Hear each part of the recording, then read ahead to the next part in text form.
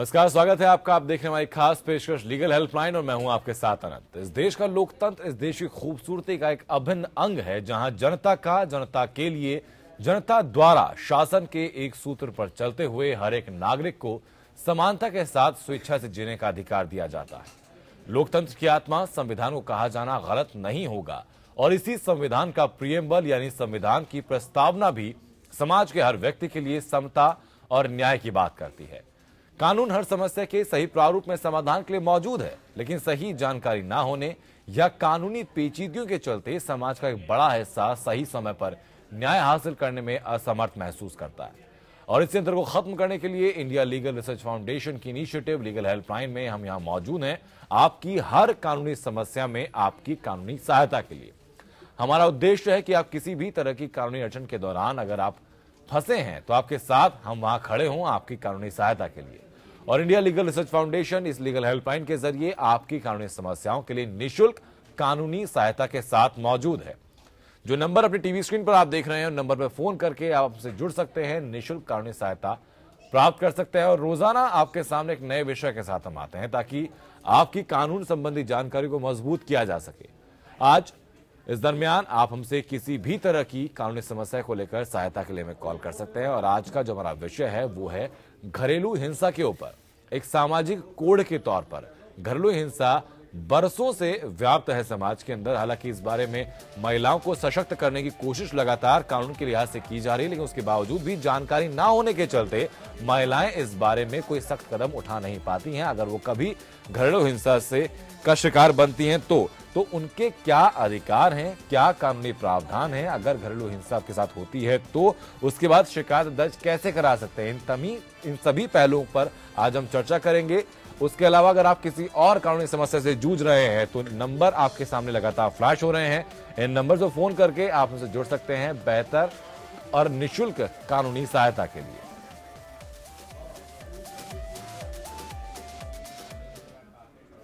Delhi high court के अधिवक्ता दुष्यंत स्वरूप हमारे साथ आज मौजूद हैं स्टूडियो में। दुष्यंत जी, बहुत बहुत स्वागत है आपका इस शो में आने के लिए।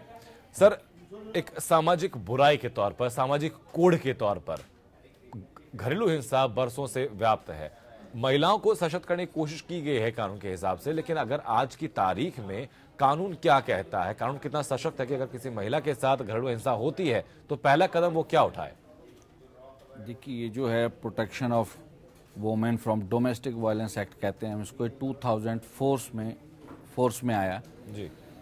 इसके मुताबिक यदि किसी लेडीज़ के साथ घरेलू हिंसा होती है तो वो 3 जगह अपनी कंप्लेंट कर सकती है, पुलिस ऑफिसर को जी, प्रोटेक्शन ऑफिसर को या सर्विस प्रोवाइडर को जी। इन तीनों को वो करती है। अगर उसके बावजूद उसकी सुनवाई नहीं होती तो वो कोर्ट में भी मजिस्ट्रेट, जिसको हम इलाका या अपना कंसर्न मजिस्ट्रेट कहते हैं, उनके यहाँ भी वो अपनी कंप्लेंट लॉन्च करा सकते हैं। जी, ठीक है। सर, पुलिस ऑफिसर की जो आपने बात की है, अगर पुलिस थाने में कंप्लेंट कराने जाती है कोई महिला, तो ये संभव नहीं है कि अगर कोई मेल पुलिस ऑफिसर वहां पर है तो उसके साथ तमाम चीजें बात कर पाए।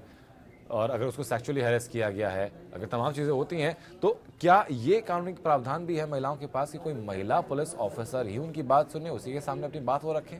हाँ, जहाँ तक ये पुलिस ऑफिसर जो है, हर पुलिस स्टेशन में प्रोटेक्शन ऑफिसर प्रोवाइड कराए गए हैं जी। उनके लिए नंबर उनके लिखे हुए हैं जो एरिया में हैं, आप उनसे कांटेक्ट कर सकते हैं।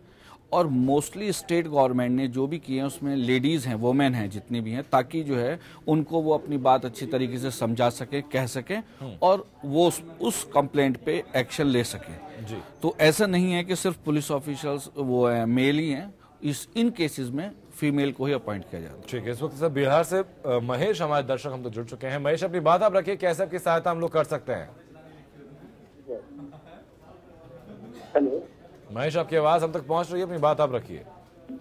जी सर, कहना है कि पुलिस के द्वारा झूठा केस में फंसा दिया, घटना घटी, घटना हम लोग है नहीं, फिर भी मतलब फंसा दिया गया। इस संबंध में हम लोग जो है एसपी साहब हम लोग निर्दोष हैं, मतलब सही जांच होना चाहिए, लेकिन जांच नहीं करके मतलब हम लोग की तरफ कोई सुनवाई नहीं की जाती, क्या करे सर, कहाँ जाए सर? महेश, आपकी आवाज बहुत साफ हम तक नहीं पहुंची है, लेकिन जहां तक मैं समझ पाया हूं आपके खिलाफ कोई झूठी कंप्लेंट दर्ज कराई गई है, जिसके खिलाफ आपके खिलाफ जिसको लेकर इन्वेस्टिगेशन भी चल रही है। आप चाहते हैं कि उसमें बेहतर जांच हो? हम लोग लोग कहे हम लोग इसमें निर्दोष हैं, दोषी नहीं है, हम लोग घटना नहीं किए। पुलिस इस बात को मानने को तैयार नहीं है। इस समर्पित अधिकारी के पास भी हम लोग गए, लिखित आवेदन दिए, इसके मतलब कोई। तो क्या इसमें अदालत में कोई केस चल रहा है महेश आपका? जी सर, मैं कह रहा हूँ कोई अदालत में कोई केस चल रहा है क्या आपका? जी सर, अदालत में गया हुआ है सर। ठीक है महेश, बेहतर होगा कि आप इस केस से संबंधित कागजात पहले हम तक भेज दें, उनकी कॉपी हम तक भेज दें। जो भी रिपोर्ट आपके खिलाफ लिखी गई है या जो भी अदालत की अब तक कार्रवाई हुई है, उसके बाद हम लोग बेहतर स्थिति में होंगे कि आपको कोई भी सलाह हम लोग इस बारे में दे पाएं। लेकिन दुष्यंत जी, अगर ये परिस्थितियां किसी व्यक्ति के साथ आती हैं, उनको लगता है कि भाई आपके खिलाफ झूठी रिपोर्ट दर्ज कराई गई है, और तो इन्वेस्टिगेशन से पहले या इन्वेस्टिगेशन से बचने का या परेशानी से बचने का कोई रास्ता एक इंसान के पास क्या होता है? हाँ, जब भी ये कंप्लेंट कराई जाती है, ये एसएचओ कंसर्न जो है वो किसी एसआई को या एएसआई को, जो भी उस कंप्लेंट और के मुताबिक जो ऑफिसर होता है डेजिग्नेटेड, उसको मार्क की जाती है। अगर वो प्रॉपर इन्वेस्टिगेशन नहीं कर रहा है तो उसके ऊपर जो कंसर्न एसीपी हैं, डीसीपी हैं या कमिश्नर ऑफ पुलिस हैं, अगर हम स्टेट की बात करते हैं तो मैं दिल्ली की बात कर रहा हूँ, स्टेट की बात करते हैं तो वहाँ पे जैसे एसएसपी हैं, जो सीनियर ऑफिसर हैं, उनको आप रिटन में कंप्लेंट दीजिए। जैसे कि आप कहते हैं कि कह रहे हैं, जैसे अभी एक पहली कंप्लेंट थी कि मुझे झूठा फंसाया जा रहा है, अगर वो कहीं वहाँ मौजूद नहीं थे तो कोई भी अपने डॉक्यूमेंट्री प्रूफ कि मैं उस दिन वहाँ नहीं था, वहाँ था, तो वो अगर दिए जाएंगे पुलिस ऑफिसर्स को और रिटन में कंप्लेंट दी जाएगी तो इन्वेस्टिगेशन होगी प्रॉपरली। और अगर नहीं होती है तो फिर आप मजिस्ट्रेट के एप्लीकेशन लगा के उसकी रिक्वेस्ट कर सकते हैं कि इसको ट्रांसफर कर दिया जाए। जी ठीक है। इस वक्त आजमगढ़ से राजेश हमारे दर्शक हम तक जुड़ चुके हैं। राजेश, अपनी बात आप रखिए, कैसे आपकी सहायता हम लोग कर सकते हैं? हेलो जी राजेश जी, कौन सा मजिस्ट्रेट सकते हैं सर? राजेश, आपकी आवाज हम तक साफ पहुंच नहीं पाई, अपनी बात दोहराइए आप एक बार। हम जो आवेदन दिए को दिए थे, द्वारा हमारे राजेश, आपकी आवाज हम तक साफ पहुंच नहीं पाई। दरअसल आपका नंबर हम तक जरूर पहुंच गया है, इंडिया लीगल रिसर्च फाउंडेशन की तरफ से आपको कॉल जाएगी और बेहतर आपकी समस्या जानकर आपकी बेहतर सहायता की जाएगी। इस वक्त महाराष्ट्र से मीना हमारे दर्शक। मीना, अपनी बात आप रखिए, कैसे आपकी सहायता हम लोग कर सकते हैं? नंबर पहुंच गया क्या मेरा? जी मीना, अपनी बात आप रखिए। हेलो मीना, आपकी आवाज हम तक पहुंच रही है, अपनी समस्या आप रख सकती हैं। अगर पुलिस स्टेशन में जाए कंप्लेंट करने के हो तो क्या पुलिस स्टेशन में अपना नाम गुप्त रखते हैं क्या? गए तो आपका सवाल मैं मीना समझ नहीं पाया।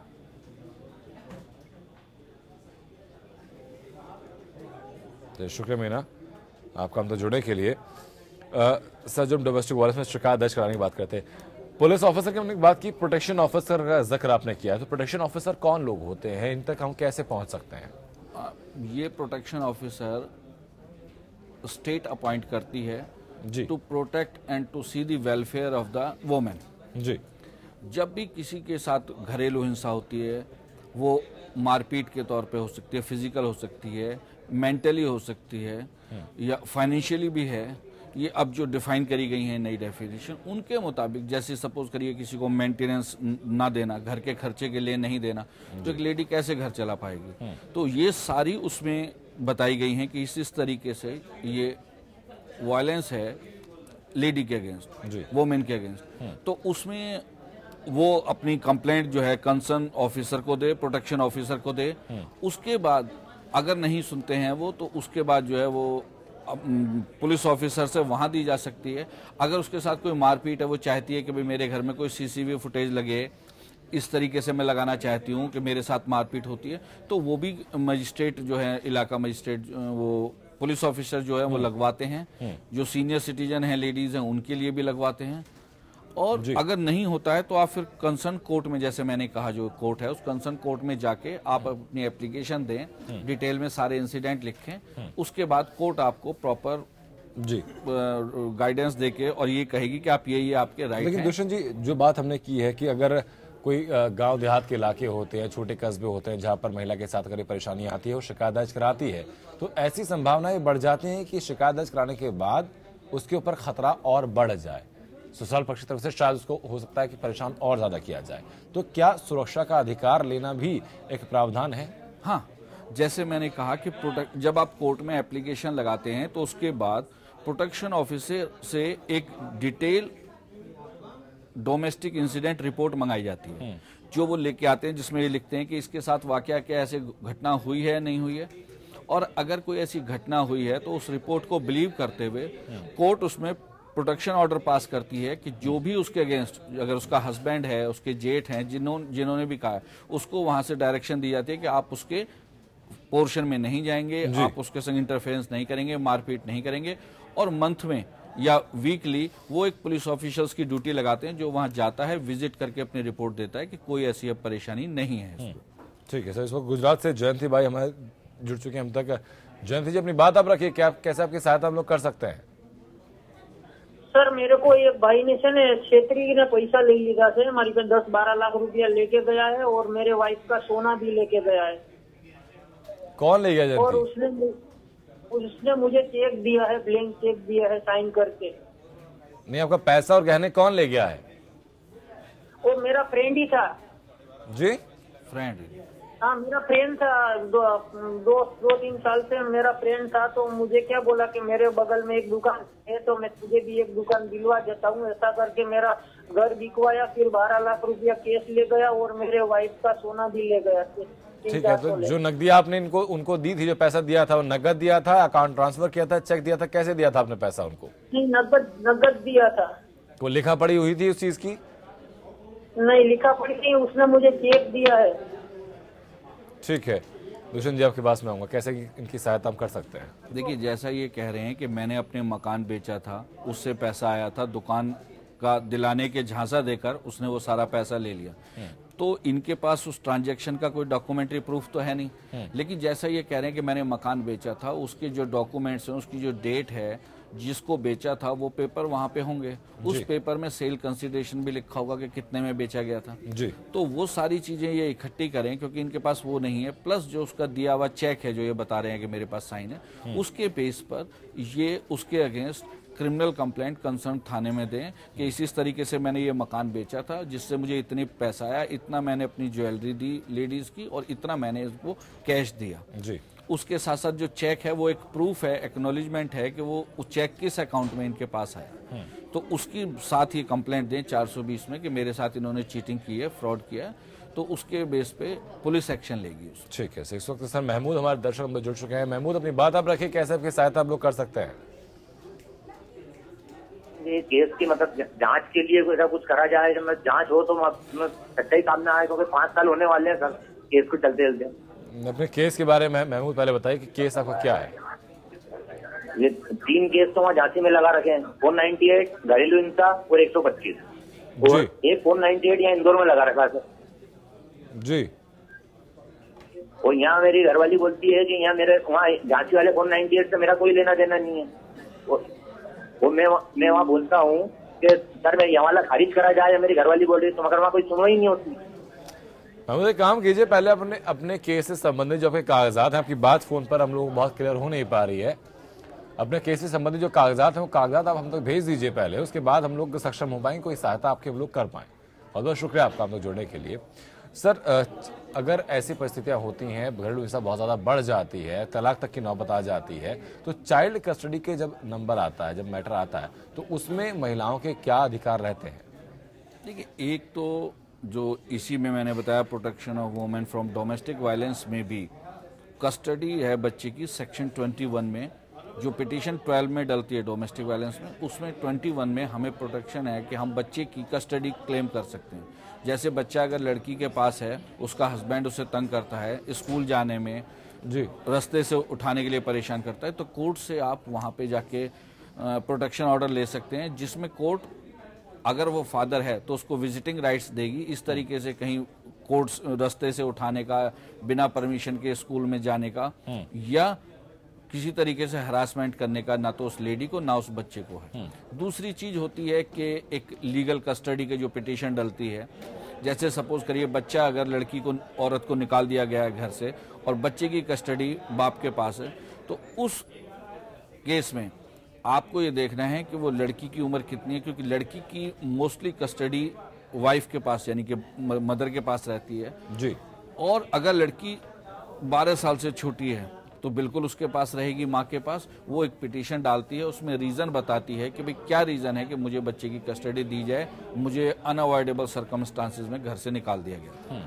अगर बच्चा है तो उसकी भी कस्टडी, क्योंकि इसमें जो है बच्चे का वेलफेयर सबसे पहले होता है। बच्चे को कोर्ट एग्जामिन करती है, अपने अंदर केबिन में कोर्ट में एग्जामिन करती है कि बच्चा किसके साथ रहना चाहता है, क्या उसके फादर की इनकम है, क्या उसके मदर की इनकम है, क्या घर का एटमॉस्फेयर है, अगर फादर चले आते हैं तो कोई लुक आफ्टर करने के लिए घर में है या नहीं है।